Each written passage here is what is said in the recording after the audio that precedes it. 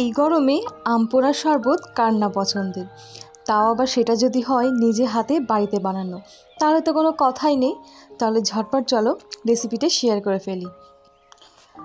ভিডিওটা শুরু করার আগে আমার বন্ধুদের কাছে একটাই রিকোয়েস্ট, আমার এই ছোট্ট চ্যানেলটাকে একটু করে বড় করে তোলার জন্য তোমাদের একটা সাবস্ক্রাইব কিন্তু ভীষণ দরকার। তাই কেউ একটুও কার্পণ্য না করে সাবস্ক্রাইব বাটনটা প্লিজ অন করে দাও।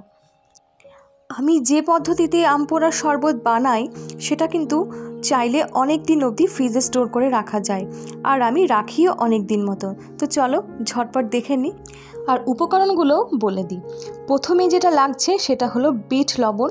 এখানে আমি একটা পাত্রের মধ্যে সাজিয়ে রেখেছি, তবে ব্যবহার করব পরিমাণ মতন।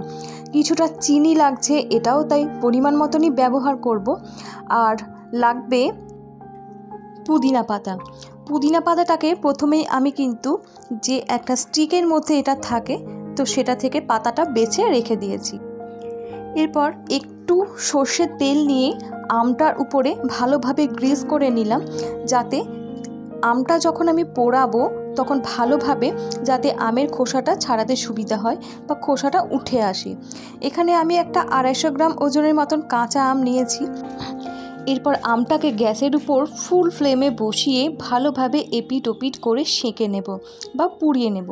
পুড়িয়ে কিন্তু খুব ভালোভাবে নিতে হবে, না হলে কিন্তু ছাড়ানোর সময় দেখবে কিছুটা ছাড়ছে আর কিছুটা ছাড়ছে না। খুব ভালোভাবে সময় দিয়ে উল্টে পাল্টে আমাদেরকে ধৈর্য ধরে কিন্তু ভালো করে পুড়িয়ে নিতে হবে। আর হ্যাঁ, এখানে যদি ওই চিমটি থাকতো তাহলে খুবই ভালো হতো, কিন্তু আমার কাছে কোনো রকম চিমটি ছিল না, যার জন্য আমার একটু ওলট পালট করতে অসুবিধা হচ্ছিল। আমাকে একটা নাইফের মাধ্যমে দেখে নিতে হচ্ছিল। আর সব শেষে একটা চাকু দিয়েই আমি ভালোভাবে ভিতর অবধি প্রেস করে করে দেখে নেব, যেমনটা আমরা কেক চেক করি কেক বানানোর সময় যে কেকটা হয়েছে কি না, সেরকমই ভালোভাবে গর্ত করে দেখে নিতে হবে ভুগিয়ে ভুগিয়ে সেটা সিদ্ধ হয়েছে কি না। কিছুক্ষণ ঠান্ডা হওয়ার পর দেখো আমি উপরে যে খোসাটা ছাড়িয়ে নিচ্ছি খুব সহজেই। সর্ষের তেল দেওয়ানোর এটাই একটা কারণ ছিল, খুব সহজেই কিন্তু উপর থেকে খোসাটা তুলে নেওয়া যায়। এবার চটকে চটকে ভালোভাবে আমের পাল্পটাকে আমি বের করে নেব। এখানে আমটা পুরোপুরি ঠান্ডা হয়নি, ছাড়ানোর সময় দেখলাম ভিতরে বেশ কিছুটা গরম ছিল, তাই আমি বেশ ছ্যাঁকা খাচ্ছিলাম আর বারবার হাতটাকে সরিয়ে ফেলছিলাম। যাই হোক, তোমরা পুরো ধৈর্য নিয়ে ঠান্ডা করার পরেই করবে, আমার হাতে সেরকম সময় ছিল না তাই আমি রাখতে পারিনি।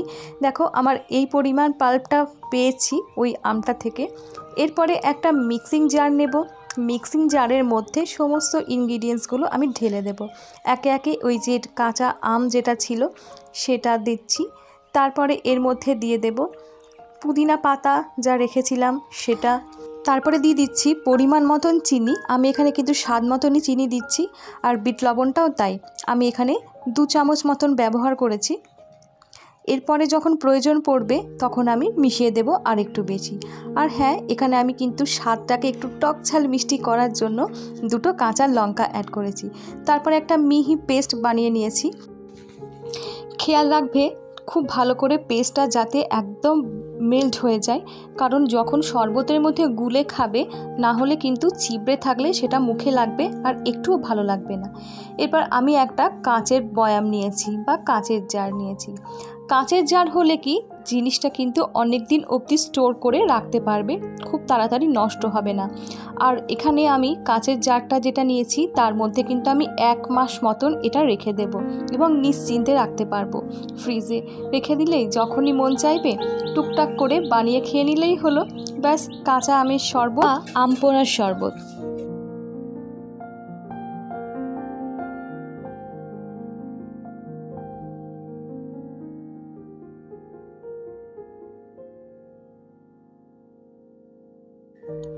তো বন্ধুরা, এই ছিল আমার আজকের রেসিপি আম পোড়া শরবত।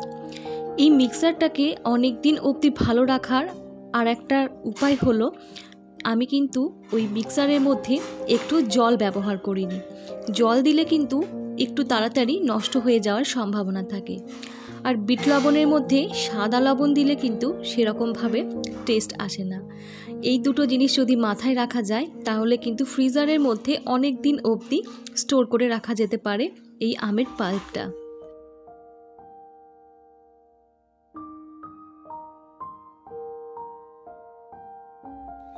তো বন্ধুরা, ভিডিওটা কেমন লেগেছে সেটা অবশ্যই কমেন্ট করে জানাবেন। আর ভালো লাগলে আপনার ফ্যামিলি, ফ্রেন্ডস সবার সাথে একটু করে শেয়ার করে দেবেন, তাহলে ভালো লাগবে। আর চ্যানেলটাকে পাশে থাকার জন্য অবশ্যই একটা সাবস্ক্রাইব কিন্তু অনুরোধ রইল। আবার আসবো খুব তাড়াতাড়ি পরের কোনো ভিডিও নিয়ে। ততক্ষণ সবাই ভালো থেকো, সুস্থ থেকো আর সাবধানে থেকো। আবার দেখা হবে খুব তাড়াতাড়ি নেক্সট কোনো ব্লগ নিয়ে।